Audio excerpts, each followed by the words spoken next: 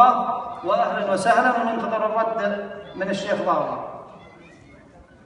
الشيخ عبد الرحمن كثر الله خير، قدم عزيمة، وبالحقيقة هو سبقنا وضيفنا في محلاتنا. كان ليلة الأحد الماضي جاب ضيفة في هذا المكان باسمه واسم قبيلته، وضيفنا في هذا المكان، ضيف مريضنا وضيف أبطالنا، وبيض الله وجهه ووافي. ويا شيخ عبد الرحمن نجيك إن شاء الله فيما بعد على فرصة إن شاء الله بيننا وبينك، والزيارة ما تنقطع. أما كون الواجب فقد قدمتوه وسبقتونا في الواجب، وبيض الله وجيهكم ووفيتوا ولا هفيتوا أنتم قبيلتكم.